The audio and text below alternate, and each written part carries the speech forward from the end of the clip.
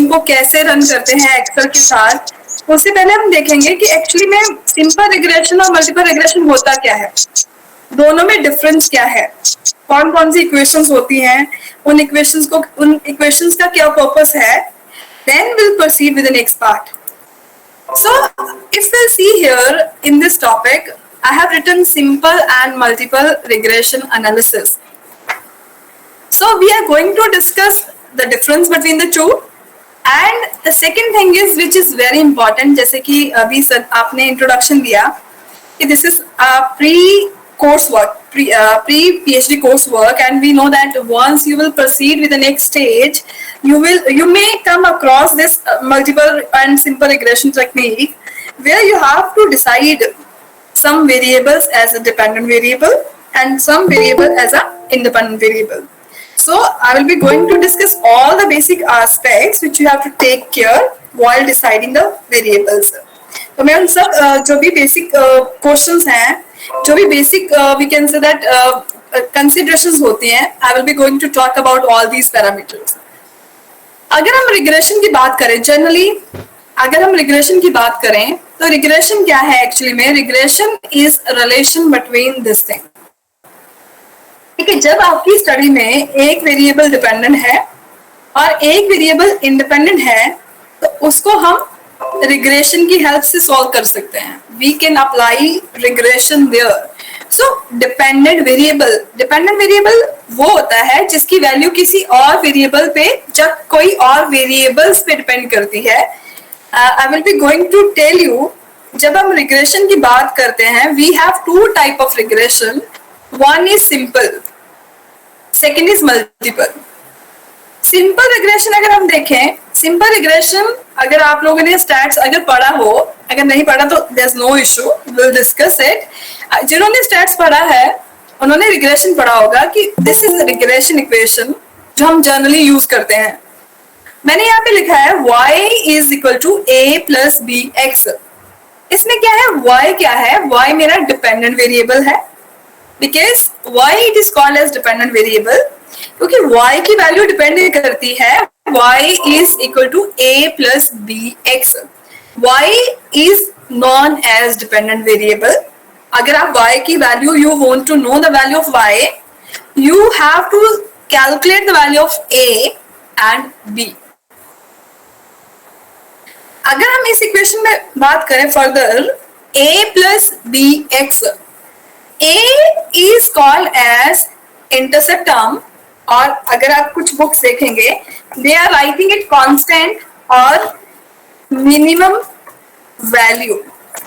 ठीक है, लेटर हम बहुत सारे एग्जांपल्स करेंगे जहां पे हम देखेंगे y क्या हो सकता है. मैं सिंपल सा एग्जांपल देती हूँ. हेल्थ इकोनॉमिक्स अगर हम देखें, हेल्थ इकोनॉमिक्स में देखें, suppose I want to know that जो गवर्नमेंट हेल्थ केयर एक्सपेंडिचर है उसका लॉन्गेविटी पे क्या इफेक्ट पड़ता है. जिस कंट्री में हेल्थ केयर एक्सपेंडिचर बढ़ता है क्या वहां पे लॉन्गेविटी बढ़ती है. So in that case health care expenditure will be independent and longevity depends upon the health care expenditure made by different countries. तो इस केस में क्या हो जाएगा, my dependent variable is y, that is longevity, और x क्या हो जाएगा, हेल्थ केयर एक्सपेंडिचर. मैं एक और सिंपल सा एग्जांपल देती हूँ दैट एवरीवन कैन अंडरस्टैंड. अगर हम बात करें यहाँ पे डिमांड एंड प्राइस की, ठीक है, बहुत सिंपल सा एग्जांपल है. हमें पता है कि डिमांड है किस पे डिपेंड करती है, सबसे जो इम्पोर्टेंट फैक्टर है, सबसे इम्पोर्टेंट वेरिएबल है जो हमारी डिमांड को इफेक्ट करता है इज द प्राइस. सो अब क्या है, डिमांड क्या हो जाएगी, demand is y, because demand depend करती है प्राइस पे. x क्या हो जाएगा, price. And in this equation a will be the minimum value. अगर हम डिमांड एंड प्राइस की सेम एग्जांपल कंटिन्यू रखते हैं तो a क्या होगा, minimum demand. Fine. This is the minimum demand which the customer can have. So what is B? B अगर हम देखें यहाँ पे I have written B is regression coefficient. जो लोगों ने मैथमेटिक्स पढ़ा हुआ है, ठीक है, this is I'm talking about from the social science perspective. अगर आप लोगों को याद हो, जब आप लोग मैथमेटिक्स पढ़ते थे, A is called as intercept and B is called as slope. Am I right?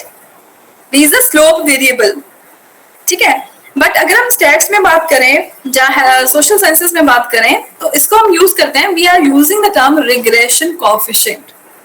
तो रिग्रेशन कोएफिशिएंट क्या होता है? That is actually deciding that what is the effect of the independent variable. मैंने यहाँ पे आपको बोला this is my demand. Y variable क्या है? डिमांड. एक्स वेरिएबल क्या है? प्राइस. ठीक है, सो अगर मैं देखना चाहती हूँ कि प्राइस का कितना इफेक्ट होगा, what is the effect of price on demand, this is b, that is the regression coefficient will tell us. अब जब हम रिग्रेशन कोएफिशिएंट देखें, यहाँ पे इक्वेशन देखें, it is written y is equal to a plus bx. दो चीजें important है. One is the sign. By default here we have written a sign plus. ठीक है, जब आप रिग्रेशन इक्वेशन सॉल्व करेंगे, will do with the help of Excel also. ये जो वैल्यू है a प्लस भी हो सकती है, माइनस भी हो सकती है. प्लस और माइनस किस पे डिपेंड करेगा? रिलेशनशिप पे. जो हमारा डिपेंडेंट वेरिएबल और इंडिपेंडेंट वेरिएबल है, what kind of relationship they hold, positive और negative. So accordingly the sign will change. So positive होगा, डायरेक्ट रिलेशन होगा तो पॉजिटिव साइन आएगा. अगर हम डिमांड और प्राइस की बात करें, सेम एग्जांपल को कंटिन्यू करें, when you will run regression, तो उस केस में आपका रिजल्ट क्या आएगा? साइन क्या आएगा? Negative, because we know price rise, demand falls. Second, so because I think before discussing the things with the Excel, it's very important to discuss the concept in basic first. So if we look at this example, so I told you that one thing is the sign. Sign will tell us directional relation between dependent variable and independent variable. But the second thing is how much change, quantification of relationship that is to be measured with the help of B. कितना होना चाहिए? अगर price 10% बढ़ता है, price 5 रुपए से बढ़ता है, तो डिमांड कितनी कम होगी? That we can measure, that we can check with the help of B. So this is one example where we can apply.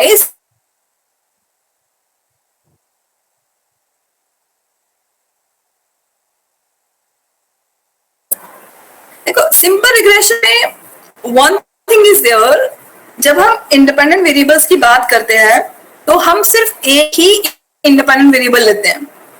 But अगर आप मल्टीपल रिग्रेशन अभी देखेंगे, you will see that this thing has been added. So पहले तो मैं बताना चाहूंगी multiple regression होता क्या है. सिंपली मल्टीपल इंडिपेंडेंट वेरिएबल को. ठीक है, अब अगर हम इस इक्वेशन की बात करें, इस इक्वेशन में this side is always a dependent variable. So ये y क्या है? y is my dependent variable. अगर मैं x1 की बात करूं, अगर मैं x2 की बात करूं, these two are independent variables. ठीक है, अगर मैं पिछला ही एग्जांपल कंटिन्यू रखती हूँ जिसमें मैंने y को डिमांड बोला था, आई विल राइट हियर ताकि थोड़ा सा बेसिक कंसेप्ट क्लियर करके then will run with Excel. अगर मैं मान के चलती हूँ y मेरी डिमांड है, ठीक है, अगर मैं मान लू यहाँ पे x1 is my price and x2 is income. तो इसमें हमने क्या किया? हमने इंडिपेंडेंट वेरिएबल एक से ज्यादा इंक्लूड किया. We have included more than one independent variable. In the previous simple regression, it is only price. But now what we have done? We included price and income both. So if we see here, same is the case here. The sign of variables may change. By default in the equation, it is plus sign. Here it's also plus. But when you will estimate the equation, there may be a negative sign, because जो भी sign आएगा, plus का sign होगा या minus का sign होगा, वो depend करता है रिलेशनशिप पे कि y का x1 के साथ रिलेशन क्या है, y का x2 के साथ रिलेशन क्या है. ऐसा भी हो सकता है B1 may be positive and B2 may be negative. So what is the effect of separately, दोनों independent variable का separately क्या effect है, that we can check with the help of multiple regression. But जिन्होंने regression बिल्कुल नहीं पढ़ा है, I would like to add one thing here. Simple regression में सिर्फ एक independent variable होता है. अगर आपके पास एक से ज्यादा इंडिपेंडेंट वेरिएबल है, 2 भी हो सकते हैं, 3 भी हो सकते हैं, 10 भी हो सकते हैं, so any number of independent variable more than 1 is called as multiple regression analysis. ठीक है. सो यहाँ पे अगर हम इक्वेशन में बात करें B1 B2, अगर आप वेरिएबल इंक्रीज करते हैं, सपोज आप B3 एक वेरिएबल और ऐड करते हैं, so that will be going to add here. अब B1 क्या बताएगा, X1 का इफेक्ट क्या है Y पे. B2 क्या बताएगा, X2 का इफेक्ट क्या है Y पे. X3 क्या बताएगा, B3 का इफेक्ट क्या है Y पे. बिकॉज जो Y है डिपेंडेंट वेरिएबल. Y डिपेंड करता है X1 पे, Y डिपेंड करता है X2 पे, Y डिपेंड करता है X3 पे. सो अगर आप Y को प्रोडिक्ट करना चाहते हो, you have to predict the value of β1, β2 and β3. Then we'll do some 1-2 more concepts here. हाँ जी, ये सबसे इम्पोर्टेंट चीज है कि जब हम रिग्रेशन अप्लाई करते हैं तो what things we can estimate, this is one of the important thing. Regression basically 3 काम करता है. कोई भी आप स्टडी में रिग्रेशन लगाते हो, चाहे वो साइंसेस की है, हेल्थ साइंसेस की है, इंजीनियरिंग की है, सोशल स्टडीज है, whatever discipline you are following with, regression हमेशा ही 3 चीजें सर्व करता है. सबसे पहला जो रिग्रेशन का काम है, estimate the relation between dependent and independent variable. ये एस्टिमेट करता है जो हमारा डिपेंडेंट वेरिएबल है या इंडिपेंडेंट वेरिएबल है, उनमें क्या रिलेशन है, positive, negative. So first thing is to estimate the kind of relationship. दोनों का पॉजिटिव रिलेशन है या फिर इनवर्स रिलेशन है. Second, this if you see I have highlighted here effect. एक तो हो गया टाइप, किस तरह का रिलेशन है, पॉजिटिव, नेगेटिव. सेकेंड है इफेक्ट, कितना इफेक्ट होता है. अगर आपने डिपेंडेंट वेरिएबल लिए हैं, ठीक है, that depends upon study to study. जब भी हम I would like to add one thing here, जब भी आप अपना एरिया चूज करेंगे, because this is a pre course work, you are going to start your PhD and when you will find literature you will decide variables. ठीक है. जब भी अभी जैसे सर ने बोला कि you are in the initial stages, आपका अभी एक एरिया डिफाइन होगा, उसके बाद यू विल रीड लिटरेचर, और जितने भी डिपेंडेंट वेरिएबल्स हैं, इंडिपेंडेंट वेरिएबल्स हैं, all these topics comes from the literature review only. ठीक है. सबसे इंपॉर्टेंट थिंग जो है कि आपको वेरिएबल कैसे चूज करना है, डिपेंडेंट वेरिएबल कौन सा होना चाहिए, इंडिपेंडेंट वेरिएबल कौन सा होना चाहिए, आपको ये रिव्यू बताएगा. राइट. सो बट जो आपने इंडिपेंडेंट वेरिएबल लिया है उसका कितना इफेक्ट है, so that we can do with the regression.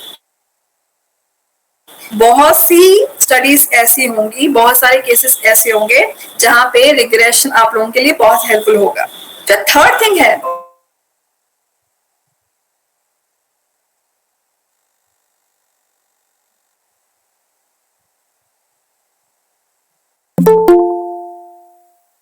आजकल के टाइम पे forecasting is very important.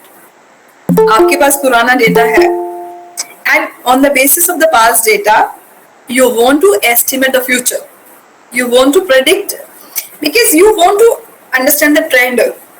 So regression क्या करेगा? Regression can help in the forecasting also. With the help of regression you can estimate that what will happen after 5 years, but this is always on the basis of the past observations, on the basis of the past pattern you have. So these are the three things why regression, whether it is simple or it is multiple, is to be studied. ठीक है, simple regression है या multiple regression है, उनका सिर्फ 3 purpose है। Relationship को estimate करना, ठीक है, सेकंड है उसका इफेक्ट को मेजर करना, और जो थर्ड है वो क्या है? प्रेडिक्शन के लिए काम करना। So will move to next part. Yes, जब आप रिग्रेशन लगाएंगे, रिग्रेशन में एक there's one thing which is called as R square. R square actually क्या होता है? Explained variation to total variation. इसको सिंपल सरल भाषा में बताना चाहूंगी।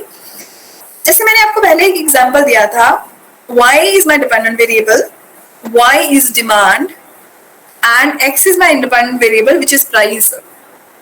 So how many variables I have taken? I have taken 2 variables. One is in the simple regression. I'm getting, I hope everyone is getting what we are discussing. समझ लग रहा है सबको? Yes, ma'am. ठीक है जी, ठीक है। तो अगर मैं बात करूँ, I will quote the same example. मैंने beginning से एक example दिया है, that is price and demand. उस पे मैंने बताया था डिमांड क्या है? मेरा डिपेंडेंट वेरिएबल। डिमांड डिपेंड करती है प्राइस पे, ठीक है। बट अगर हम रियल वर्ल्ड में देखें, प्राइस के अलावा भी बहुत सारे फैक्टर्स होते हैं which influence, which effects the demand. But हमने क्या किया है? हमने अपने मॉडल में, अपने रिग्रेशन में सिर्फ प्राइस को लिया है। जब भी आप एक मॉडल डेवलप करेंगे अपना पीएचडी में, इट्स जनरली रिकमेंडेड कि आर स्क्वायर की वैल्यू 60% आनी चाहिए, 0.6 60%। सो एक्चुअली इसका मतलब क्या है? 60% अगर कम आती है तो जनरली अगर आप पेपर्स वगैरह में भी रिग्रेशन लगाओगे फ्यूचर में, तो वो पेपर एक्सेप्ट नहीं होंगे, they will not accept the papers. क्यों? क्योंकि इसका मतलब जो ए है, जो आपने वेरिएबल चूज किया है, दैट इज नॉट राइट। सो अगर मैं, I will give you one example, अगर मेरी वैल्यू आर स्क्वायर की आ गई है 0.65, तो इसका मतलब क्या है? 65% of the change in demand happens because of price.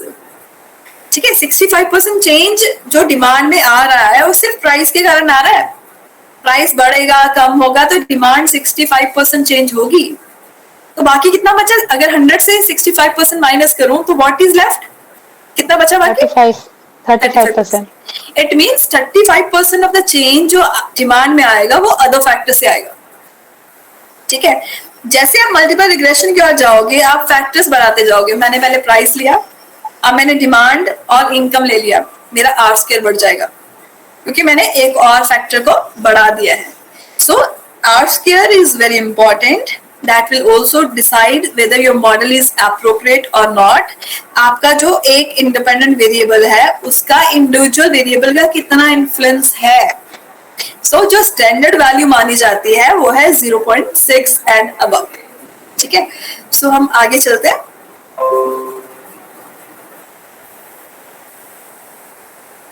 ये मैंने कुछ एग्जांपल्स लिखी हैं। although it is a very wild field, बहुत बड़ा फील्ड है रिग्रेशन, बहुत जगह पे, सोशल साइंसेस में, जैसे मैंने आपको बोला, मेडिकल साइंसेस में, इंजीनियरिंग में, आप जो भी अच्छे पेपर देखोगे ना, यू विल फाइंड उनमें सिंपल या मल्टीपल रिग्रेशन लगा होगा। एक चीज मैं और ऐड करना चाहूंगी यहाँ पे, जो रियल रिसर्च होती है। ठीक है, अगर हम सिंपल रिग्रेशन की बात करें, सिंपल में तो हमने सिर्फ एक वेरिएबल को ऐड कर लिया इंडिपेंडेंट, बट अगर रियल वर्ल्ड देखे, रियल सिनेरियो देखे, जो मोस्ट रियलिस्टिक है, जो असली में होता है, वो क्या है? मल्टीपल वेरिएबल्स है। स्टडी में जो इफेक्ट करते हैं। एक सिंगल वेरिएबल का इन्फ्लुएंस कम होता है, that's why in the real world it is multiple regression which is to be applied, which is more real in nature. ठीक है, सो यहाँ पे मैंने कुछ एग्जांपल्स लिखी हैं। अगर मैं सबसे पहले फर्स्ट एग्जांपल देखूं, इसमें क्या है, मैं देखना चाहती हूँ the effect of health care expenditure on life expectancy. अगर गवर्नमेंट जहाँ different countries health care expenditure पे पैसा लगाती हैं, they is having impact on the life expectancy, it is going to increase. Second है health care expenditure. If you want to see कि health care expenditure economic growth पे effect करता है, इसका क्या इफेक्ट है, क्योंकि रिग्रेशन किसके लिए अप्लाई होता है, कॉज एंड इफेक्ट रिलेशन को मेजर करने के लिए। सो अगर आप देखना चाहते हो कि जो हेल्थ केयर एक्सपेंडिचर है उसका इकोनॉमिक ग्रोथ पे इफेक्ट होगा कि नहीं, you can apply regression. Some more examples are there. अगर मैं if I am in a marketing business, ठीक है, मैं एक फर्म रन कर रही हूँ, मैं देखना चाहती हूँ कि मेरी एडवर्टीजमेंट एक्सपेंडिचर के कारण मेरी सेल्स चेंज होंगी, then I can use again regression. आजकल इन्फ्लेशन, अगर आप सब देखते होंगे न्यूज़पेपर में, इन्फ्लेशन बहुत बड़ी प्रॉब्लम बन गई है। तो अगर मैं देखना चाहती हूँ कि इन्फ्लेशन का क्या इफेक्ट है इकोनॉमिक ग्रोथ पे, तो क्या होगा, इट इज रिग्रेशन। मैं देखना चाहती हूँ किसी चीज का इफेक्ट, तो वो क्या होगा, रिग्रेशन। मैं देखना चाहती हूँ कि इनकम का कंजम्पशन पे क्या इफेक्ट होता है, बिकॉज हमें पता है जब हमारी इनकम बढ़ती है तो हमारे खर्चे बढ़ जाते हैं, हमारा कंजम्पशन एक्सपेंडिचर बढ़ जाता है। मैं देखना चाहती हूँ पुअर हेल्थ का इफेक्ट प्रोडक्टिविटी पे क्या होता है। मैं देखना चाहती हूँ अगर गवर्नमेंट एजुकेशन सेक्टर पे इन्वेस्ट करती है तो इकोनॉमिक ग्रोथ पे क्या इफेक्ट पड़ेगा। एफडीआई आती है तो ह्यूमन कैपिटल डेवलपमेंट पे कोई इफेक्ट होगा। सो ये सारी जो मैंने एग्जांपल्स कोट करी हैं, आपके एरियाज में भी अगर आपको एक बार कंसेप्ट समझ आ जाएगा, then you are able to relate the concept of regression with your areas. हम छोटा सा एक काम करते हैं अभी। This is if you see, these are some examples. This is first I told you कि simple regression क्या है। सिंपल रिग्रेशन में सिर्फ एक इंडिपेंडेंट वेरिएबल है और एक ही डिपेंडेंट वेरिएबल है। मल्टीपल रिग्रेशन में एक डिपेंडेंट वेरिएबल है बट इंडिपेंडेंट वेरिएबल एक से ज्यादा हो सकता है। अब हम करते हैं इसी चीज को with the help of Excel. ठीक है, मैं एक हाइपोथेटिकल डेटा लूंगी and will try to run. आपको बताऊंगी कि कैसे एक्सेल में देयर आर इनबिल्ट फंक्शंस, तो इनबिल्ट फंक्शन की हेल्प से हम कैसे रिग्रेशन कर सकते हैं। रिग्रेशन करने के बाद मैं आपको थोड़ा सा डिस्क्रिप्टिव स्टैटिस्टिक्स के बारे में मैं बताऊंगी। वो भी रिग्रेशन में एक सिंपल ऑप्शन है, अगर आप सिंपली क्लिक करेंगे तो you will get descriptive statistics also. But हम स्टार्ट करेंगे सिंपल रिग्रेशन से। हम देखेंगे सिंपल रिग्रेशन मॉडल को कैसे रन किया जाता है, और रन करना ही सफिशिएंट नहीं है, बिकॉज अगर आप this is if you see everyone knows, अगर आप कुछ भी सॉफ्टवेयर है कुछ इनपुट दोगे तो डेफिनेटली आउटपुट आएगा, बट जो आउटपुट आता है उसका क्या मतलब है, उसका क्या इंटरप्रिटेशन है, how to report those findings, so we are going to emphasise the same. मैं अभी अपना स्क्रीन शेयर करूंगी एक्सेल फाइल। अब मुझे बताएं मेरा एक्सेल फाइल दिख रहा है यहाँ पे, that is visible to everyone. Yes ma'am, yes ma'am, yes ma'am, visible. ठीक है, तो मैंने यहाँ पे ना बहुत सिंपल बहुत बेसिक एग्जांपल लिया है, कंसिडरिंग कि बहुत लोगों ने रिग्रेशन नहीं पढ़ा, बहुत लोगों ने we can say that statistics नहीं पढ़ा। मैं इस अजम्पशन के बेस पे बेसिक एग्जांपल लेके चल रही हूँ ताकि सबको कंसेप्ट्स क्लियर हो जाए कि सिंपल रिग्रेशन को कैसे रन करते हैं। सिंपल रिग्रेशन करने के बाद विल डू मल्टीपल रिग्रेशन, और मल्टीपल के बाद हम करेंगे डिस्क्रिप्टिव स्टैटिस्टिक्स आल्सो। जो डिस्क्रिप्टिव स्टैटिस्टिक्स है उसका ब्यूटी ये है, it is used in every thesis. कोई भी थीसिस आज तक ऐसा नहीं है, कोई भी स्टडी हो, सोशल साइंस हो, वट एवर स्टडीज देयर, ठीक है, सोशल साइंस है, मेडिकल साइंसेस है, फार्मेसी है, इंजीनियरिंग है, इकोनॉमिक्स है, तो डिस्क्रिप्टिव स्टैटिस्टिक्स ऐसा है जो हर स्टडी में लगेगा ही लगेगा। सो मैं बात करूंगी डिस्क्रिप्टिव स्टैटिस्टिक्स की भी, बट उससे पहले हम थोड़ा सा रिग्रेशन रन करते हैं, ठीक है। हाँ जी, इसमें मैंने 2 वेरिएबल्स लिखे हैं। एक लिखा है मैंने एडवर्टीजमेंट एक्सपेंडिचर, सेकंड लिखा है मैंने सेल्स, ठीक है। अब मैं देखना चाहती हूँ, अगर हम देखें आजकल कंपनीज हैं, ठीक है, जितनी भी कंपनीज आप बड़ी बड़ी कंपनीज देखें, they are spending a huge money on just advertising the product, ठीक है। क्यों करती है? क्योंकि उनको पता है जितनी ज्यादा एडवर्टीजमेंट होगी उतनी सेल्स बढ़ेंगी। आज हम छोटा सा टेस्ट करते हैं कि एडवर्टीजमेंट का कितना इफेक्ट होता है सेल्स पे। मैं टर्म यूज कर रही हूँ, एडवर्टीजमेंट का कितना इफेक्ट होता है सेल्स पे, that we are going to measure. हम इसको छोटा सा एक मॉडल है रिग्रेशन, उससे मेजर करते हैं, ठीक है। आपके पास यहाँ पे दिस टैब इज विजिबल, जहाँ पे डेटा लिखा है, सबको विजिबल है? Yes ma'am. डेटा पे जब आप डेटा पे क्लिक करेंगे, एक लास्ट में एक ऑप्शन खुल जाएगा डेटा एनालिसिस, ठीक है। जिनका डेटा एनालिसिस नहीं ओपन हो रहा है, तो आपके पास यहाँ से ऑप्शन है, फाइल में जाएं, ठीक है। यहाँ पे मोर का इंफॉर्मेशन है, मोर में जाएंगे तो you will get an option for the same also, उसको कैसे इंस्टॉल करना है, तो आपके पास वो भी आ जाएगा, ठीक है। अब हम जाएंगे डेटा एनालिसिस पे। जब आप डेटा एनालिसिस पे जाएंगे, इसको क्लिक करेंगे, ये बॉक्स खुल जाएगा। Is it visible? ये सबको डेटा एनालिसिस विजिबल है? Ma'am yes ma'am. ठीक है जी। इसमें देखो बहुत सारे टेक्निक्स हैं। इसमें मैं आपको जो बात कर रही थी डिस्क्रिप्टिव की, ये मैं बाद में करूंगी because it will take only 5 to 10 minutes. But अभी हम रिग्रेशन की बात कर रहे हैं। It is alphabetically, this is regression. आप इस पे क्लिक करें, सिलेक्ट करें, ओके कर दें। ये छोटा सा डायलॉग बॉक्स खुल गया। इस डायलॉग बॉक्स में वो कुछ चीजें पूछेंगे, बट उससे पहले जो हमने सिलेक्ट करना है, सबसे पहले हम सिलेक्ट करेंगे लेबल्स। लेबल्स अगर आप नहीं सिलेक्ट करते हो फिर भी आपका आंसर आ जाएगा, but why it is to be selected I will tell you. Label select करने का ये फायदा है, अगर आप लेबल नहीं सिलेक्ट करते, जो आपका रिजल्ट आएगा वो आएगा एक्स एंड वाई की फॉर्म में, ठीक है। But now you selected label, आपका जो रिजल्ट आएगा वो क्या आएगा, ओरिजिनल वेरिएबल्स में।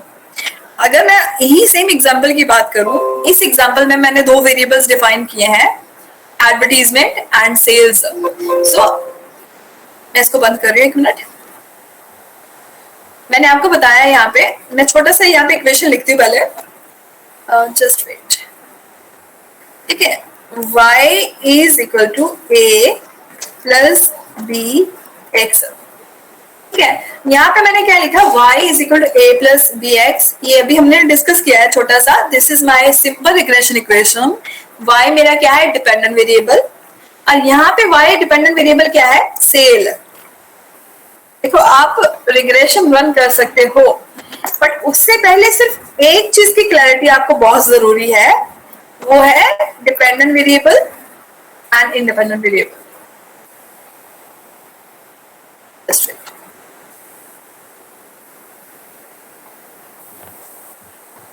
ठीक है, अगर आपको ये क्लियर है आपका डिपेंडेंट वेरिएबल कौन सा है, इंडिपेंडेंट वेरिएबल कौन सा है, तभी आप रिग्रेशन रन कर सकते हो। और ये कैसे पता चलेगा रिग्रेशन क्या है, दैट इज डिपेंडेंट वेरिएबल कौन सा है, इंडिपेंडेंट वेरिएबल कौन सा है। The first guide is review. जब आप अपना रिव्यू पढ़ोगे, because you just started with PhD के बाद अभी आपको बहुत पेपर पढ़ने पड़ेंगे।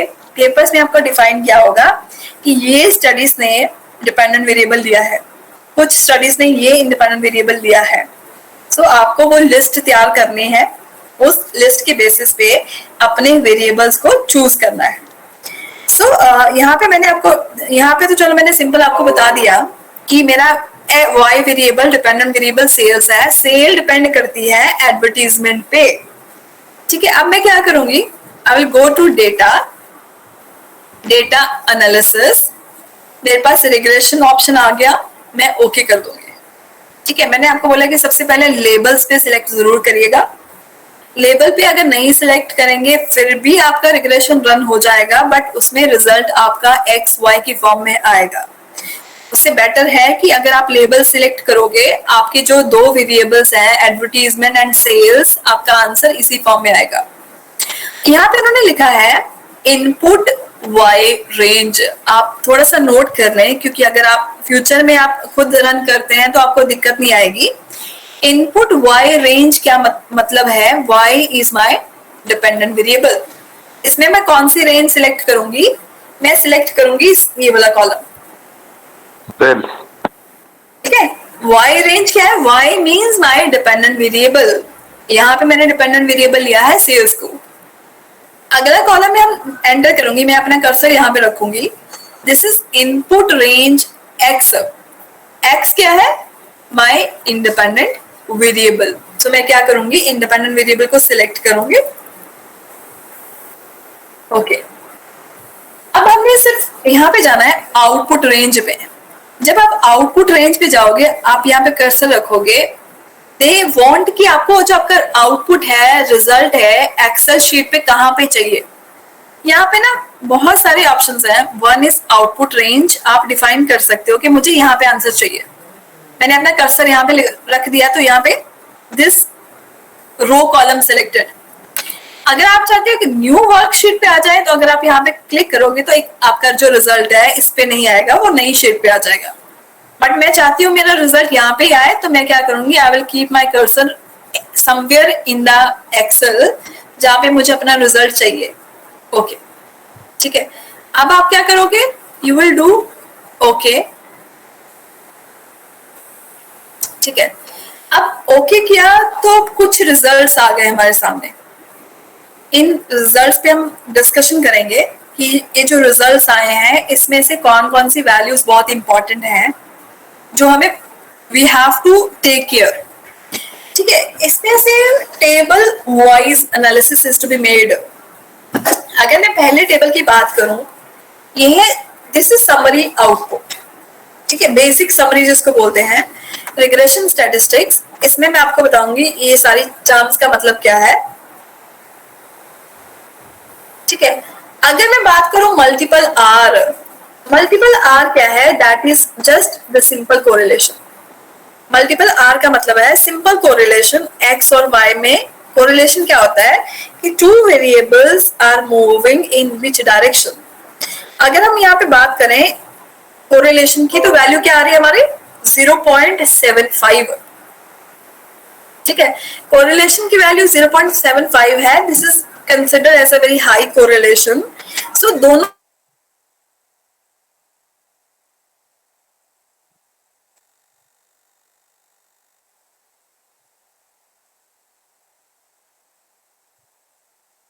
अगर आप लोगों का भी अभी हमने पीपीटी में मैंने एक टर्म ऐड की थी जहां पे मैंने बताया था आर स्क्वायर बहुत जरूरी है, ठीक है। और मैंने यहाँ पे एक लिमिट भी बताई थी कि आर स्क्वायर की मिनिमम वैल्यू जितनी सोशल साइंस में, ठीक है, सोशल साइंस में हमारी आर स्क्वायर की जो minimum value which is generally acceptable is 0.6। But कई बार क्या होता है कि हमारे पास स्ट्रॉन्ग लिटरेचर रिव्यू अवेलेबल है जहाँ पे वैल्यू 0.5 और 0.4 भी आई है, then we can take that as a base. But generally which is mostly preferred that minimum value should be 0.6 and above. It means जो आपने वेरिएबल चूज किया है, इंडिपेंडेंट वेरिएबल सिलेक्ट किया है, वो एटलीस्ट 60% इफेक्ट करना चाहिए आपके डिपेंडेंट वेरिएबल को, ठीक है। That's why we are considering. अगर हम इस केस में बात करें तो हमारी वैल्यू आई है 0.5625। इट मीन्स हमारी वैल्यू 0.56 से कम है। इस मॉडल के साथ हम जा भी सकते हैं, ठीक है।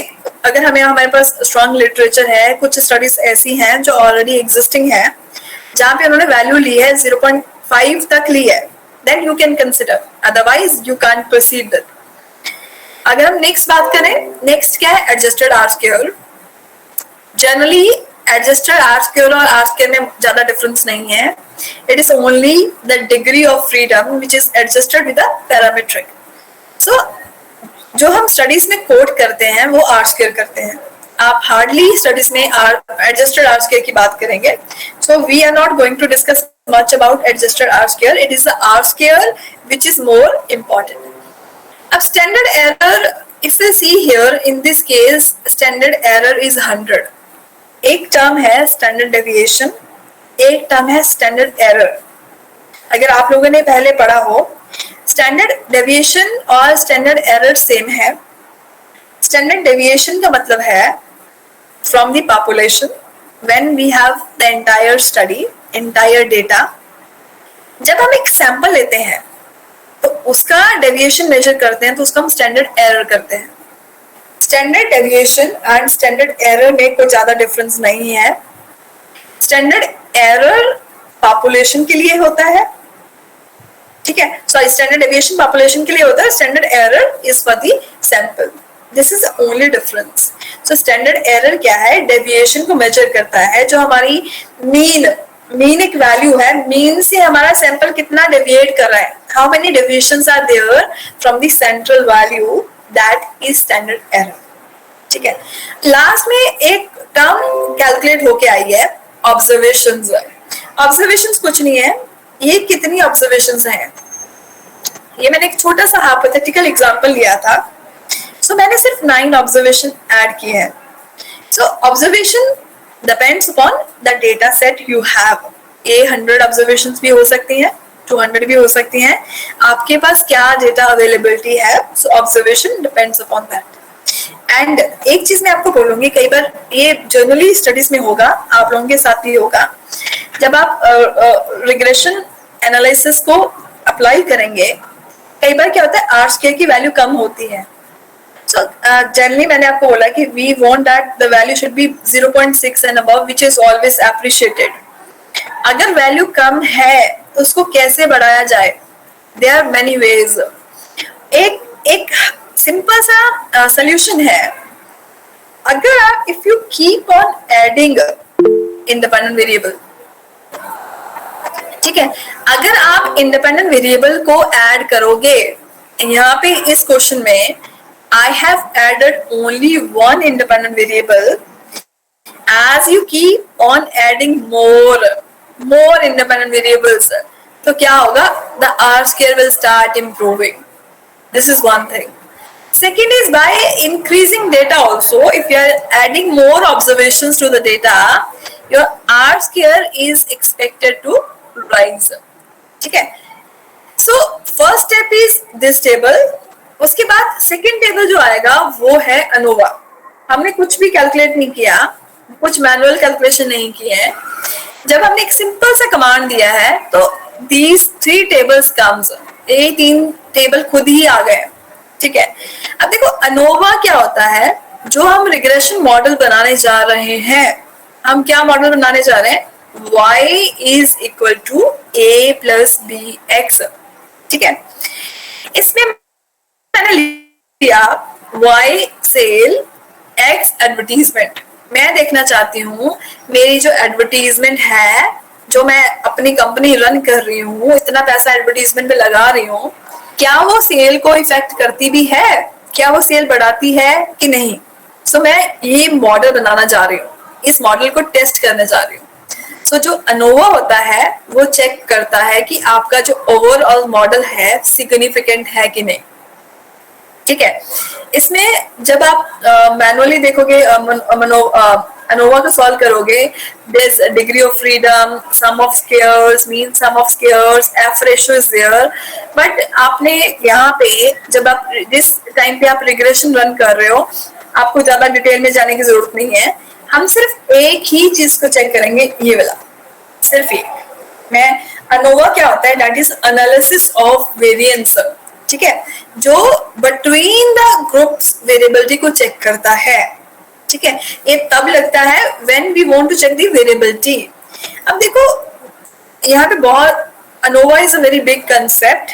अनोवा में बहुत सारी चीजें हैं, बट हम उन चीजों को डिस्कस नहीं करेंगे. हम क्या करेंगे, अनोवा में एक चीज डिस्कस करेंगे, दिस वैल्यू. अगर मैं इस वैल्यू की बात करूं, सिंपल सा रूल है. एनोवा एक असम्पशन पे बेस्ड है. हम H0 लेते हैं, जिन्होंने हाइपोथेसिस पहले पढ़ा हो. अगर नहीं पढ़ा तो मैं एक सिंपल सा आपको रूल बता दूंगी जो आपको याद रखना पड़ेगा. अगर ये वैल्यू 0.05, ठीक है, दिस वैल्यू जो मैं आपको हाईलाइट करके दे रही हूँ यहाँ पे, ये वाला, अगर ये वाला वैल्यू इस वैल्यू से कम है, ये क्या वैल्यू है मैं ये भी बताऊंगी आपको। दिस इज स्टैंडर्ड वैल्यू, ठीक है। 0.05 is a standard value. It is called as 5% significant level. अब 5% क्यों? ठीक है, अगर हम बात करें, मैं सोशल साइंस बीकेस जो मेरा स्टडी है, मेरा रिसर्च है सोशल साइंस में है। सोशल साइंस में हम मान के चलते हैं सिग्निफिकेंट लेवल 5% है, right. The probability of accepting a true hypothesis, ठीक है, सिग्निफिकेंट लेवल 5% है।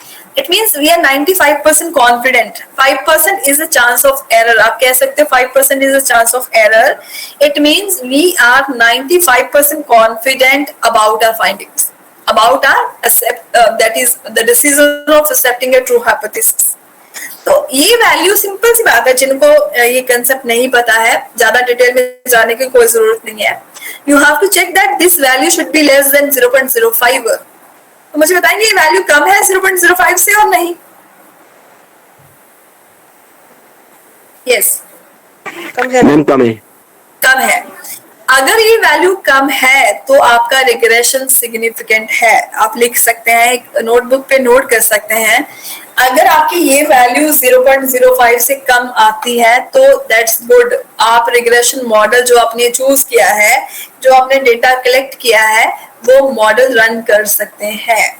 बट कई बार ऐसा होता है कि ये वैल्यू 0.05 से बड़ी हुई हो, उस केस में क्या होगा? You can not build a model. वो रिग्रेशन मॉडल आप नहीं रन कर पाओगे। उस केस में आप, यहाँ पे आपका स्टडी खत्म हो जाता है। In that case, you have to add more data or you have to add more variable, but you cannot proceed. But हमारी स्टडी में ये वैल्यू 0.05 से कम है, तो हमारा मॉडल सिग्निफिकेंट है। तो नेक्स्ट क्या है? Yes, अगर ये 0.05 से कम है तभी हम नेक्स्ट वाले टेबल पे जाएंगे। नेक्स्ट टेबल ये है। अगर यहाँ पे देखें, यहाँ पे लिखा है इंटरसेप्ट टर्म, यहाँ पे लिखा है एडवर्टीजमेंट, ठीक है। इंटरसेप्ट टर्म जब मैंने आपको बिगिनिंग में बताया था, इंटरसेप्ट टर्म मेरी है ए। सो इंटरसेप्ट टर्म की वैल्यू क्या लिखी है? इस टेबल में वैल्यू आती है 50। तो मैं यहाँ पे लिख सकती हूँ इंटरसेप्ट टर्म इज 50, ठीक है। और अगर मैं बात करूं एडवर्टीजमेंट एक्सपेंडिचर, ब्रैकेट में लिखा है X, it is called as coefficient. तो कोएफिशिएंट कौन सा था? बी। सो बी की वैल्यू क्या है? ये वाली क्या डिसाइड करती है? This is called as B value, it is 7.5, ठीक है। तो मेरे पास ए की वैल्यू आ गई, मेरे पास बी की वैल्यू आ गई। बी की वैल्यू 7.5 आई। अगर मैं यहाँ पे बात करूं y is equal to 50 plus 7.5 x, where x y is equal to sales, x is equal to advertisement expenditure, ठीक है। X is equal to advertisement expenditure. अब हम थोड़ा सा इसको डिस्कस करेंगे। दिस वन, अब देखो ये सेम इक्वेशन है जो हमने यहाँ पे बनाई। इसका क्या मतलब हुआ? y is equal to 50 plus 7.5x. So 50 है जो 50, I said a is equal to intercept. Intercept का मतलब होता है minimum value. It means y की जो मेरी सेल्स है, मिनिमम वैल्यू। अगर आप जस्ट यहाँ पे इमेजिन करो, अगर x 0 होता है, x क्या है? एडवर्टीजमेंट। अगर मैं एडवर्टीजमेंट को 0 मानूं फिर भी मेरी मिनिमम सेल्स होंगी, वो कितनी होंगी? 50। इट मीन्स 50 यूनिट में स्टिल सेल करूंगी, चाहे मैं एडवर्टीजमेंट करती हूँ या नहीं करती हूँ। ये है इंटरप्रिटेशन ए का। सो a is a minimum value of dependent variable. इस केस में हमने डिपेंडेंट वेरिएबल लिया है सेल्स। अब सेकंड चीज क्या है? सेकंड मैंने वेरिएबल लिया था x। x मेरा है इंडिपेंडेंट वेरिएबल जो है एडवर्टीजमेंट। मैं देखना चाहती हूँ एडवर्टीजमेंट कितना इफेक्ट करता है सेल्स को, तो उसके लिए मुझे बी की वैल्यू चेक करनी पड़ेगी। बी की वैल्यू है 7.5। आप प्लीज नोट कर लें, जब हम बी की वैल्यू चेक करेंगे तो हम ए भी चेक करेंगे, इसका साइन क्या है, पॉजिटिव है या फिर नेगेटिव है।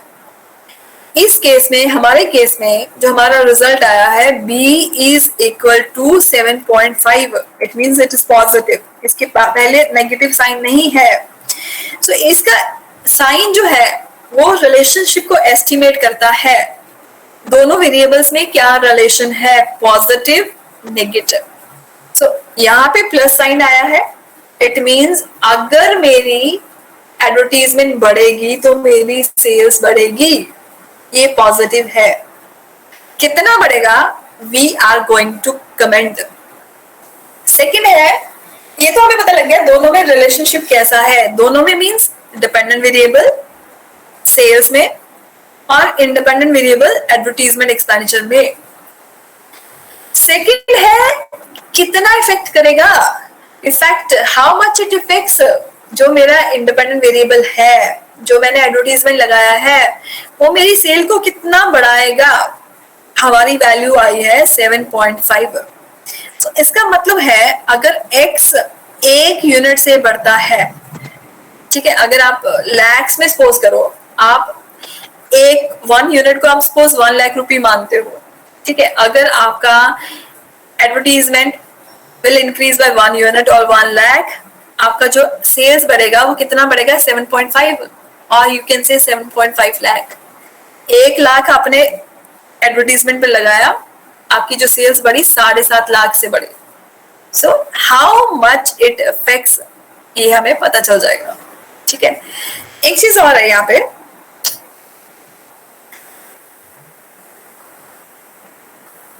आप इंडिविजुअल, ठीक है, हम यहाँ पे हमने बात की थी कि हमारा ओवरऑल मॉडल सिग्निफिकेंट है कि नहीं।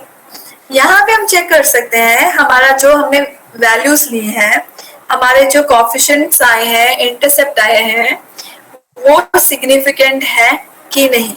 सेम रूल ऑफ थंब रहेगा, अगर वैल्यू 0.5 से कम है, इस केस में एडवर्टीजमेंट का कोएफिशिएंट सिग्निफिकेंट है। So we can say that there is a significant relation between advertisement and sales. तो क्या ये सिंपल रिग्रेशन थोड़ा समझ लगा सबको? क्या हम जा सकते हैं मल्टीपल रिग्रेशन के लिए?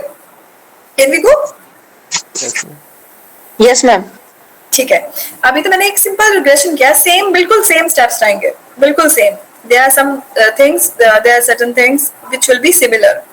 So मैंने एक और शीट बनाई है जहां पे मैंने लिखा है मल्टीपल रिग्रेशन। सेम डेटा था, बिल्कुल सेम डेटा, ये वाला डेटा है, मैंने सिर्फ एक वेरिएबल को और ऐड कर दिया। अभी जो हमने क्वेश्चन किया था इसमें हमने डाला है एडवर्टीजमेंट एंड सेल्स। जब मैंने मल्टीपल रिग्रेशन किया मैंने डाल दिया एडवर्टीजमेंट, सेल्स एंड प्राइस, ठीक है।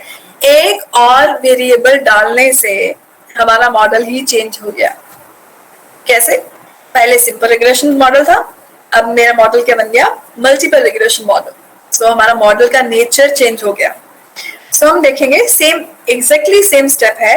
इसके बाद हम डिस्क्रिप्टिव स्टैटिस्टिक्स की बात भी करेंगे, बट पहले हम थोड़ा सा रन करके देख लें। इफ यू सी अगेन, मुझे डेटा पे जाना है यहाँ पे, ठीक है, डेटा पे जाएंगे, डेटा एनालिसिस पे जाएंगे, रिग्रेशन विंडो खुल गया है, ओके कर दे इसको। यस, अब देखो सबसे पहले लेबल सिलेक्ट करना है। लेबल सिलेक्ट मींस आपका जो रिजल्ट आएगा इसी फॉर्म में आएगा। सेकंड चीज है वाई। वाई मेरा क्या है, डिपेंडेंट वेरिएबल। डिपेंडेंट वेरिएबल एक ही रहेगा, वो क्या है, मेरी सेल्स। मेरी सेल्स क्या है, डिपेंडेंट है। मेरा इंडिपेंडेंट वेरिएबल क्या है, एक्स। इंडिपेंडेंट वेरिएबल्स एक से ज्यादा हो सकता है। अगर आपकी स्टडी में एक से ज्यादा इंडिपेंडेंट वेरिएबल है और आप एक्सेल से उसको सॉल्व करना चाहते हो, तो आपको जितने भी इंडिपेंडेंट वेरिएबल्स हैं, यहाँ पे मेरे पास 2 हैं, तो मैं दोनों को कलेक्टिवली सिलेक्ट करूंगी। मैं दोबारा से रिपीट कर रही हूँ। आपकी स्टडीज में अगर 3 है, 4 है, जब 5 इंडिपेंडेंट वेरिएबल हैं, सबको इकट्ठा सिलेक्ट करना पड़ेगा। ठीक है, आउटपुट आपको कहाँ पे चाहिए? मुझे अपना आउटपुट इधर चाहिए। So I kept my cursor here, simply okay. ठीक है, आप ओके करेंगे, आपका रिजल्ट आ जाएगा। अब देखो, मैंने आपको एक चीज बोला था, मैंने सेम एग्जांपल ली है, एग्जैक्टली सेम डेटा। ठीक है, पिछले केस में मेरा आर स्क्वायर की वैल्यू आई 0.56। ठीक है, अब मैंने एक और वेरिएबल बढ़ा दिया तो वैल्यू बढ़ गई। मैंने आपको पहले ही बताया है, बहुत बारी ऐसा होता है कि जब हम रिसर्च पेपर लिखेंगे, स्पेशली अभी आपने रिसर्च में you kept your first step. ठीक है, आपने पहला कदम रखा है। अभी जब आप पेपर पढ़ेंगे तो आपको you will do lot many experiments also. कई बार क्या होता है कि वेरिएबल्स हमें चेंज करने पड़ते हैं, क्योंकि हमारा जो रिजल्ट है, accuracy of the results are very much important. जो स्टैटिस्टिकल नॉर्म्स हैं, स्टैटिस्टिकल टर्म्स हैं, दे शुड फुलफिल ऑल्सो।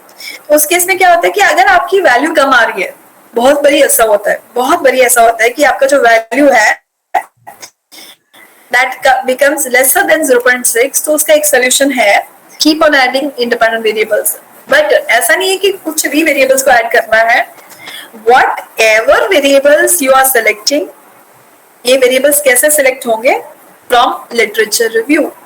जब आप लिटरेचर पढ़ेंगे, वहां पे जो पहले स्टडीज हो गई हैं, उन्होंने कुछ वेरिएबल्स दिए होंगे, क्लासिफाई किए होंगे। कुछ वेरिएबल्स इंडियन स्टडी से मिलेंगे आपको, कई बार कुछ variables you can identify from the foreign studies also. If they are suitable in context of India, तो आप भी उनको अपनी स्टडी में फॉलो कर सकते हो। बट जितने भी इंडिपेंडेंट वेरिएबल्स हैं, सबको एक साथ सिलेक्ट करना पड़ेगा। Then if you see here, value becomes larger. So what is generally acceptable?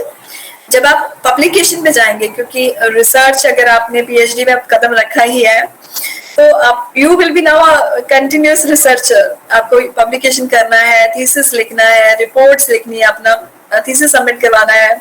Every university has publication norms also. किसी यूनिवर्सिटी में 2 पब्लिकेशन जरूरी होती हैं, किसी यूनिवर्सिटी में 3 पब्लिकेशंस हैं, तो हर जगह अलग नॉर्म्स हैं।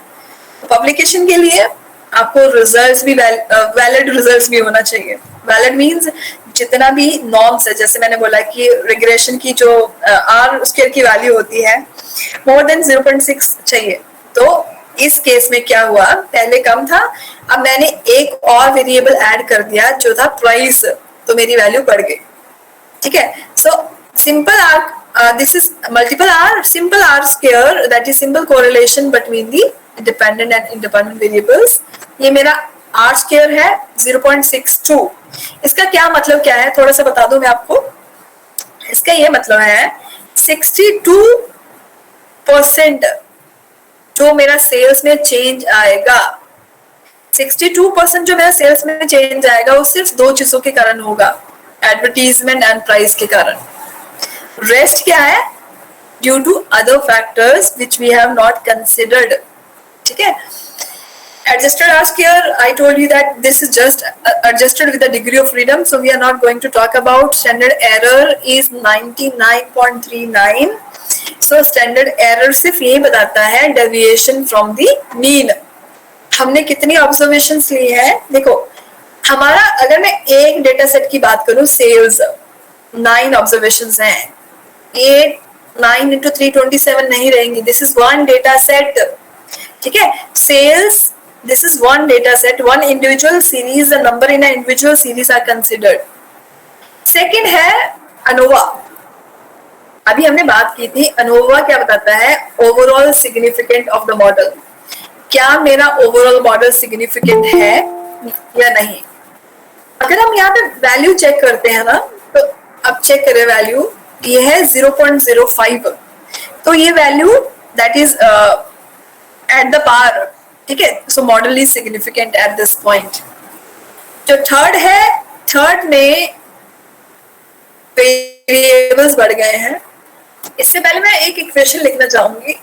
मैंने यहाँ पे इक्वेशन ली है, y is equal to a plus b1 x1 plus b2 x2।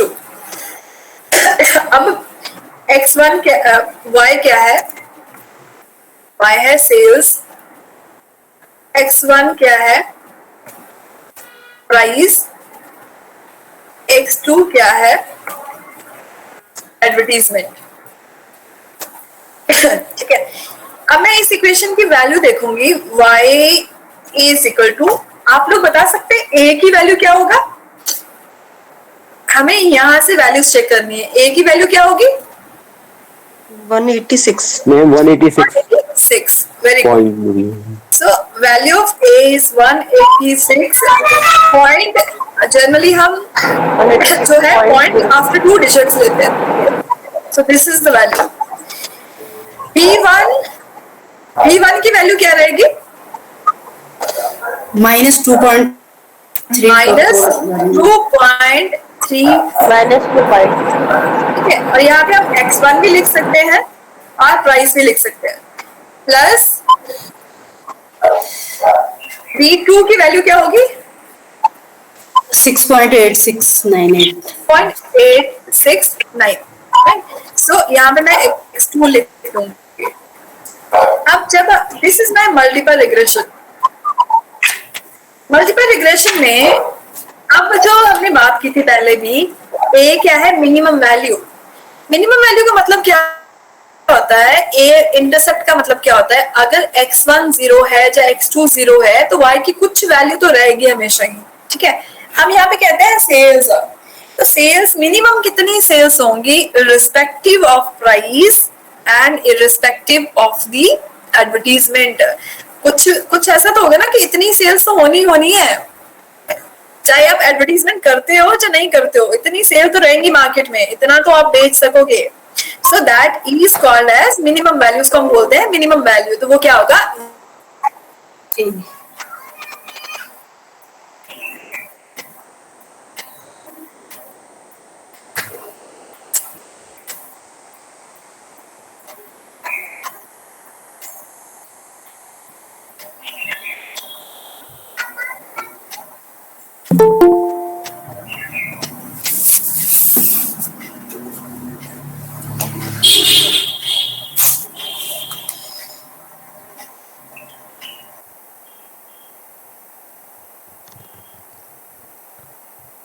2.34। So price और सेल्स में रिलेशनशिप का कैसे पता चलेगा, पॉजिटिव है नेगेटिव है, वो पता चलेगा हमें उसके साइन से। तो साइन क्या है नेगेटिव है।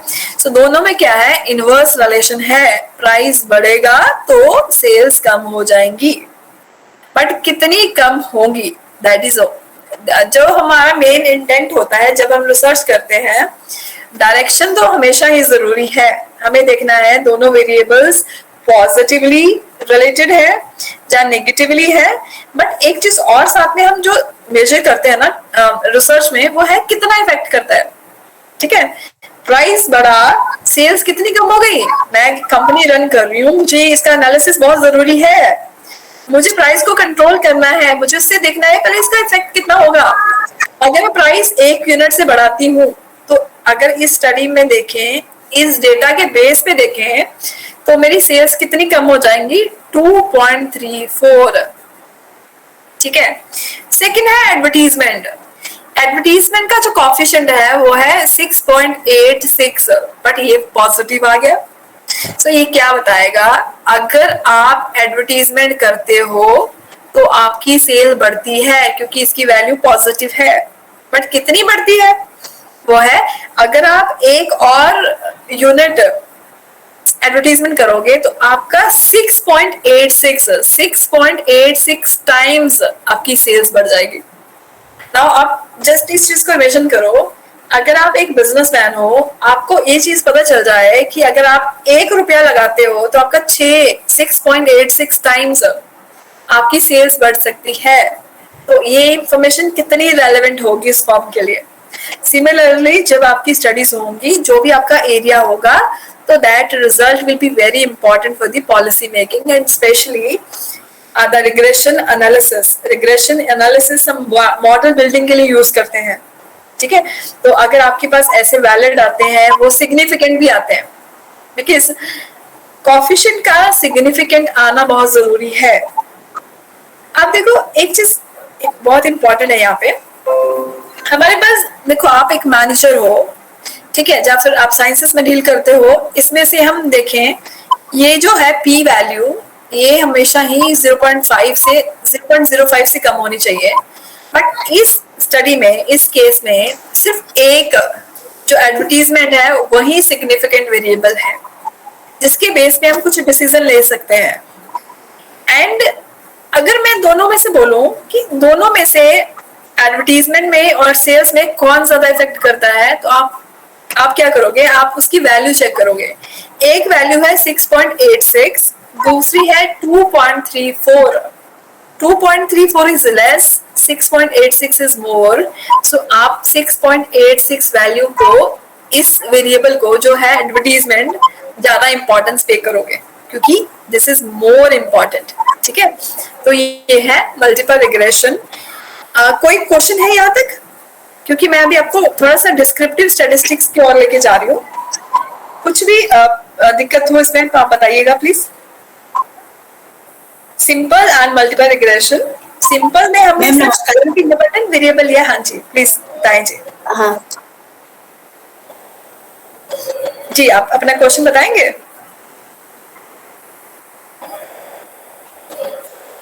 हाँ जी गीता जी, आप कुछ कह रहे थे शायद, क्वेश्चन कुछ। क्या हम अगर कोई क्वेश्चन नहीं है तो मैं डिस्क्रिप्टिव मेजर में जाऊं फिर। मैम आवाज आ रही है? जी आ रही है जी, आ रही है, आपकी आवाज आ रही है जी।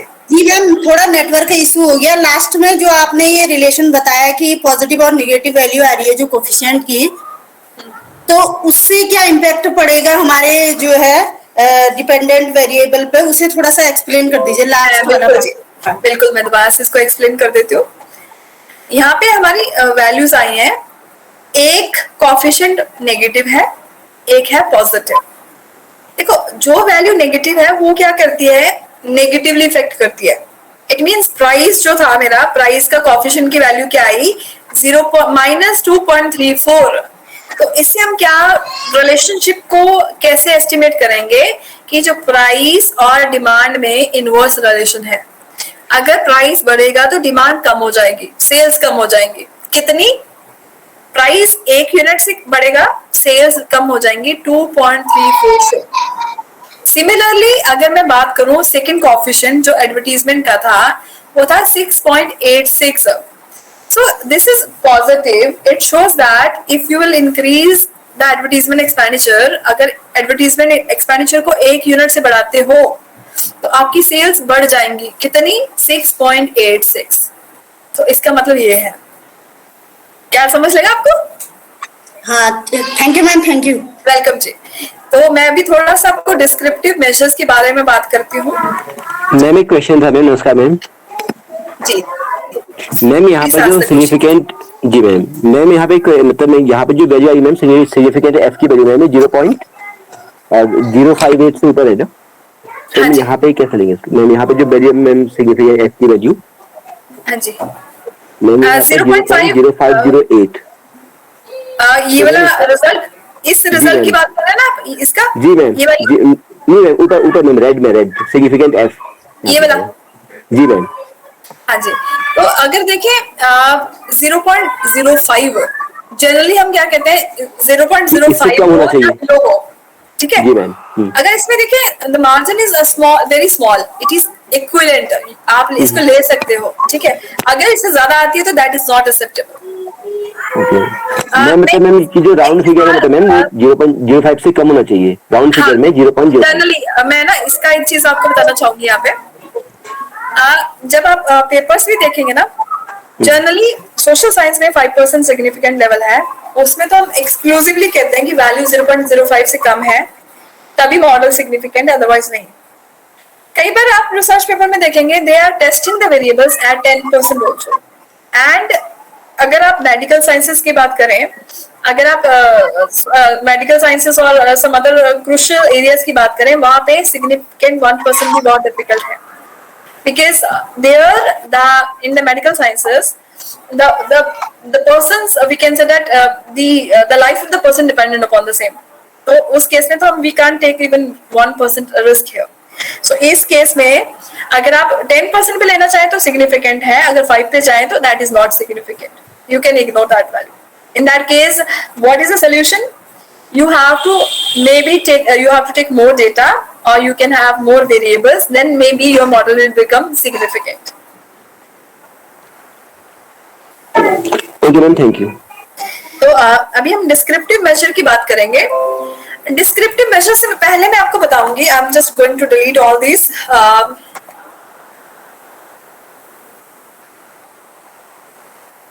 ठीक है.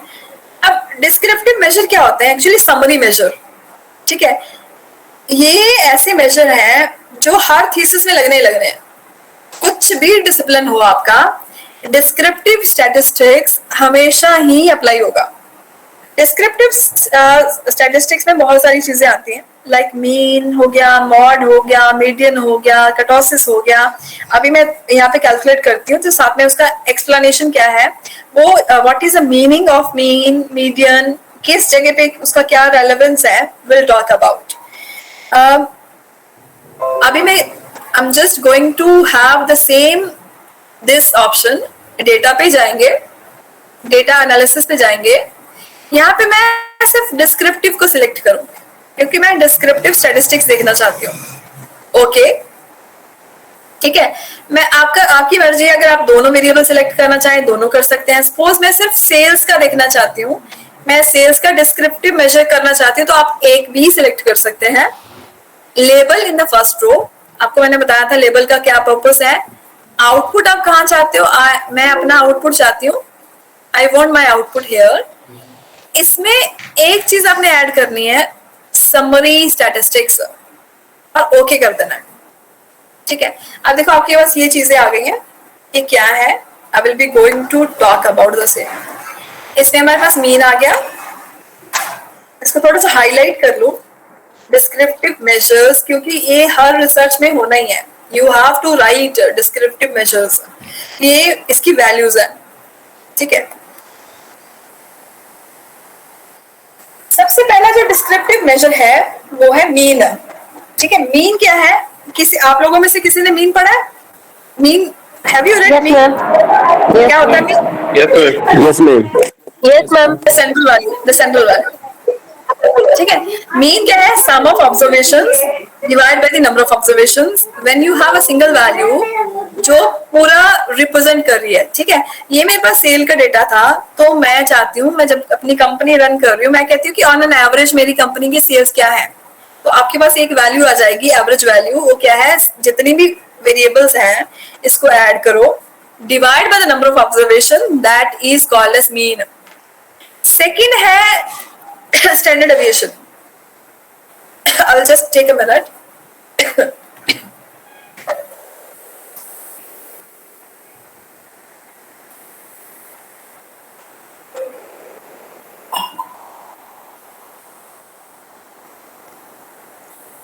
जो सेकंड है वो है स्टैंडर्ड एरर. मैंने आपको बोला था स्टैंडर्ड डेविएशन और स्टैंडर्ड एरर में कोई डिफरेंस नहीं है. ठीक है. स्टैंडर्ड डेविएशन क्या मेजर करता है? स्टैंडर्ड डेविएशन और स्टैंडर्ड एरर मेजर करता है वेरिएबिलिटी फ्रॉम द मीन. अब देखो आपका ये डेटा है. ठीक है. मैंने इसका मीन निकाला, मीन आया मेरा 500, बट सारी जो वैल्यूज है वो 500 नहीं है.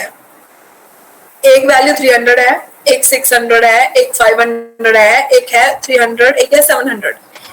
सो मीन से कितना डेविएशन है, कितना फ्लक्चुएशन है. So how much deviations are there from the central value which is 500, it is called as standard error. ठीक है. अब स्टैंडर्ड एरर कंसेप्ट क्यों इंपॉर्टेंट है? बिकॉज स्टैंडर्ड एरर अगर आप देखें, आप जब पढ़ेंगे तो you will come to know standard error is very much important to understand reliability and consistency. आपके पास जब आप डेटा की बात करेंगे, मे बी आपका जो भी आपका डिसिप्लिन रहेगा, हमारे पास डिफरेंट ग्रुप्स हो सकते हैं जिन मैं ग्रुप्स का मीन कैलकुलेट करूं, और मे बी उन ग्रुप्स का मुझे स्टैंडर्ड डेविएशन और स्टैंडर्ड एरर भी कैलकुलेट करना पड़े. जितना स्टैंडर्ड एरर कम होगा उतना ही you can predict the data in a better way. ठीक है. स्टैंडर्ड डेविएशन कम होने का मतलब है जो your values are closer towards mean and you can have better prediction. आपकी जो वैल्यूज है वो क्या है, टुवर्ड्स मीन है, मीन के बहुत क्लोज हैं, तो आपको उसको बहुत अच्छे से प्रेडिक्ट कर सकते हो। जितना स्टैंडर्ड एरर स्टैंडर्ड डेविएशन ज्यादा होगा तो इट मीन्स आपका डेटा कंसिस्टेंट नहीं है, आप अपने डेटा के बेस पे कुछ वैलिड डिसीजन लेना डिफिकल्ट रहेगा। So this is one thing that's why in most of the studies, around 99.9% of the studies, these measures are counted. एक है median. By chance, in this case, median also comes 500. अब मैं एक थोड़ा सा generally वैसे mean he sufficient होता है, ठीक है। बहुत सारी स्टडीज ऐसी होंगी where mean is more than sufficient, but median क्यों? Mean, median, mode all are central tendency measures, ठीक है। सारी ही सेंट्रल वैल्यूज हैं, बट हर वैल्यू का अलग ही रोल है। कुछ ऐसे सिचुएशंस हैं जहां पे सिर्फ मीन ही लगेगा, कुछ ऐसी सिचुएशंस हैं जहां पे सिर्फ मीडियन ही लगेगा, और कुछ ऐसी सिचुएशंस होती हैं जहां पे आपको मॉड लगाना पड़ेगा, ठीक है। सेंट्रल टेंडेंसी लगाओगे, बट कौन सा मेजर लगाओगे that depends upon the things, the data you have. Data this is important. आपकी स्टडी में मीन लगना है, मीडियन लगना है, मॉड लगना है, तीनों ही सेंट्रल वैल्यूज हैं। ये डिपेंड करता है कि आपके पास डेटा सेट कैसा है। अगर हम बात करें क्वांटिटेटिव डेटा, ठीक है, जो डेटा है जिसमें डेविएशंस, ठीक है, एक्सट्रीम वैल्यूज कम है, तो मीन ही बेस्ट है। Mean is consider as a best measure. कई बार ऐसा होता है कि क्वालिटेटिव डेटा होता है, कुछ डेटा क्वालिटेटिव है। अगर मैं बात करूं मार्केटिंग की और सोशल साइंसेस की, इकोनॉमिक्स की, तो इन स्टडीज में क्या होता है, कई बार we are measuring qualitative variables, perception study करते हैं, ठीक है। हम कई बार ऐसे क्वेश्चन पूछते हैं जिसको हमें लिकर्ट स्केल पे मेजर करना पड़ता है, तो उस केसेस में क्वालिटेटिव में मीन का कोई रोल नहीं है, उस केस में हमें मीडियन ही चूज करना पड़ता है। I'm using specifically a word कि हमें मीन की बजाय मीडियन को चूज करना पड़ता है because the data is qualitative। और कई बार ऐसा होता है कि हमारी स्टडी में ना एक्सट्रीम वैल्यूज बहुत होती हैं। एक छोटा सा एग्जांपल देती हूँ। सपोज मैं इनकम डिस्ट्रीब्यूशन को स्टडी कर रही हूँ, ठीक है। मैं जिस लोकेलिटी में रहती हूँ वहां पे ऐसे लोग हैं जिसकी इनकम 10, 20, 30 हजार है। कुछ ऐसे लोग भी हैं जिनकी इनकम लैक्स में है, ठीक है। अब ऐसे डेटा को मीन से डिस्क्राइब करोगे ना, मीन क्या है, sum of observation divide by number of observation. आपका मीन बहुत हाई हो जाएगा क्योंकि कुछ लोग ऐसे हैं जिनकी इनकम लैक्स में है, बाकी थाउजेंड्स में है। एक बंदे की इनकम लैक्स में है, दो बंदों की इनकम लैक्स में है, तो आपकी वैल्यू चेंज हो जाएगी। उस केस में बेस्ट थिंग इज मीडियन। एक थर्ड मेजर होता है जिसको हम बोलते हैं मॉड। देखो हमने अभी एक्सेल से क्या किया, एक्सेल से मैंने एक सिंपल सा कमांड दिया है, descriptive statistics, all things count. Many things are coming ना, but all are not relevant. When you are making analysis, when you are making decision, आपको पता होना चाहिए what thing is important for you, whether it is mean, whether it is median or mode. So concept clarity is very much important before choosing the right value. अब हम third बात कर रहे थे मॉड। मॉड इंडस्ट्रीज में बहुत apply होता है। कौन से इंडस्ट्रीज में? लाइक टेक्सटाइल इंडस्ट्री हो गया, लाइक फुटवेयर इंडस्ट्री हो गया। अब मॉड का काम क्या है? Mod is most common, what's the most popular thing. अगर मैं सपोज करो मैं नाइकी में आई एम रनिंग नाइकी और सपोज टेक्सटाइल इंडस्ट्री, तो मुझे टी शर्ट्स बनानी है, ठीक है। अब टी शर्ट्स के बहुत सारे साइजेस हैं, स्मॉल है, मीडियम है, एक्सेल है, डबल एक्सेल है, so बहुत सारे साइजेस हैं। सपोज मैंने क्या किया, मैं 600 टी शर्ट्स बिगिनिंग में अपना जब कंपनी स्टार्ट किया, मैं चाहती हूँ कि मैं 600-700 टी शर्ट बनाऊं। मैं देखूं लोगों को मेरी टी शर्ट्स पसंद आती है, अगर आती है तो मैं फिर I will start the bulk production. तो ऐसा कभी भी आप कोई भी कंपनी है जो टी शर्ट्स बनाती है, जब फुटवेयर स्पेशली बनाती है, वो क्या करती है, they do a survey, they do production of the most frequent sizes. अब देखो, अगर आप भी लोग मार्केट में जाते हैं, हम लोग तो हम देखते हैं मीडियम और लार्ज आर इजीली अवेलेबल. ठीक है, अगर हम डबल एक्सेल की बात करें, ट्रिपल एक्सेल की बात करें, इनमें कम पीसेस आते हैं. ठीक है, कई बार कई शॉप्स पे, कई स्टोर्स पे ये नहीं अवेलेबल होंगे. क्यों? Because these are not most frequently demanded. So mode कहाँ पे अप्लाई होगा? मॉड वहां पे अप्लाई होगा जहां पे हमें देखना है the most frequency, the frequency of occurrence is highest. ठीक है, उस इंडस्ट्रीज में there are many industries in the real world जहां पे मॉड बहुत ही कॉमन है. सो मॉड क्या है? मोस्ट कॉमन वैल्यू, जो आपके डेटा में सबसे ज्यादा टाइम अकर करता है. So next thing is standard deviation. Standard deviation, I told you that standard error is for that is sample, standard deviation is for population. Sample variance का मतलब है that is just the square root of the standard deviation. एक term है kurtosis, एक term है skewness. इनको बताने से पहले मैं छोटे छोटे टर्म्स बता दूं. मिनिमम वैल्यू, अगर आप ये वाला सीरी लेंगे, मिनिमम वैल्यू इसमें क्या है? 300. तो आपको कई बार क्या होता है, इस केस में तो मेरे पास 9 वैल्यू थी, तो मैंने इजीली देख लिया कि मेरी हाईएस्ट वैल्यू क्या है, मिनिमम वैल्यू क्या है, मैक्सिमम वैल्यू क्या है. जनरली जब आप रिसर्च में जाएंगे ना, तो you will be having 100 of observation. तो सिंगल वैल्यू को चेक करना बहुत मुश्किल है. उस केस में आप जब डिस्क्रिप्टिव स्टैटिस्टिक्स सर्च करेंगे, इसको अप्लाई कर देंगे, तो आपके पास ऑटोमेटिकली आ जाएगा this is minimum value, this is maximum value. उस केस में बहुत हेल्पफुल है जब आपके पास बहुत बड़ा डेटा है. मिनिमम वैल्यू मींस आपका जो डेटा सेट है, जो आपका जिसने आपका डिस्क्रिप्टिव मेजर लिया है, उसमें से लोएस्ट वैल्यू क्या है. मैक्सिमम मींस हाईएस्ट वैल्यू क्या है. ठीक है, अब एक टर्म है स्क्यूनेस. स्क्यूनेस हमें बताती है कि data is skewed toward a particular side. देखो, जिन्होंने नॉर्मेलिटी का कंसेप्ट पढ़ा होगा, फ्यूचर में आप लोग जब आप रिसर्च करेंगे, कुछ एरियाज ऐसे होंगे जहां पे आपको नॉर्मेलिटी टेस्ट करनी पड़ेगी. अगर हम कहते हैं डेटा इज नॉर्मल में हम कहते हैं mean, mode, median are same. अगर वो नहीं सेम है तो डेटा क्या है? स्क्यूड है. Skewed means either it's the values are more values are towards mean, above mean, or more values are towards below mean. अब यहाँ पे हमारी वैल्यू क्या है? नेगेटिव है. Skewness is negative. It means हमारा data skew towards left side, और we can say that most of the values are below the mean. ठीक है, इसका ये इंटरप्रिटेशन होता है. Kurtosis is a concept which is just used to identify the peakness of the curve. Actually में skewness का बहुत रोल है, skewness बहुत important है, but जो कर्टोसिस है, कर्टोसिस बहुत कम रोल प्ले करता है, क्योंकि कर्टोसिस सिर्फ शेप बताता है, कर्व की शेप क्या है. कर्व का शेप बहुत ज्यादा we consider मेसोक्रेटिक है, नॉर्मल डिस्ट्रीब्यूशन है. अदरवाइज जो कर्टोसिस है उसका ज्यादा रोल नहीं है. It is not very much important for decision making.